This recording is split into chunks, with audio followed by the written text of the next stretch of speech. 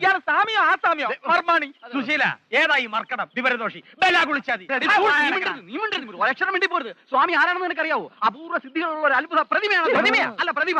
കാലവീഴ. അതിന് വേറെ ആളെ നോക്കിയാ കാലവീഴൻ. എന്റെ മർമ്മ കണ്ടില്ലല്ലോ. നിനക്ക് എവിടെ നിന്നാ ബാക്കിയുള്ളവർക്കാർക്കും ഇല്ലാത്ത പോലെ ശരീരം മുഴുവൻ ഇത്ര മർമ്മമുണ്ട്. വരുന്നു സ്വാമി. പോയി ഗ്ലാസ് വെള്ളം എടുത്തുണ്ടോടാ. മിലിറ്ററിയാ? എവിടെ നിന്ന് ഒപ്പിച്ചാവോ? ഒരു പട്ടാളക്കാരൻ കൈ നോക്കാൻ വന്നു. എന്നിട്ട് എങ്ങനെയുണ്ട്? താമസിയാതെ വെടി തീരും. എനിക്ക് മനസ്സിലായില്ലായിരുന്നു.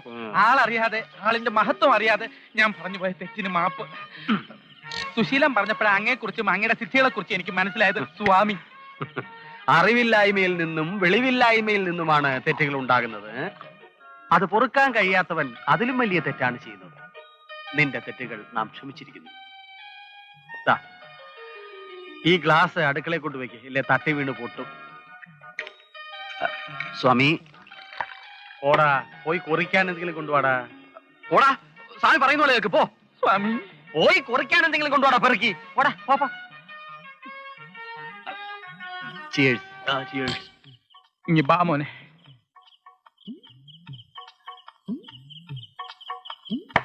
നിനക്ക് കുറിക്കണില്ലടാ.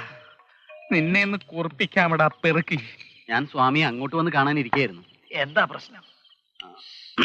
സ്വന്തമായി ഒരു കമ്പനി നടത്തുന്ന ഒരു ഇടത്തരക്കാരൻ മുതലാളി എങ്ങനെയെങ്കിലും ഈ കമ്പനി പൂട്ടിക്കാൻ വേണ്ടി അന്യായമായ ഓരോ ഡിമാൻഡുകൾ ഉന്നയിച്ച് അവിടുത്തെ തൊഴിലാളികളെ സമരത്തിനിറക്കിയിരിക്കുന്ന ഒരു തൊഴിലാളി നേതാവ്. ഇതൊരു സിനിമയുടെ കഥയാണല്ലോ. ഏത് സിനിമയുടെ? Blunder Daniel. സ്വാമി, ഇത്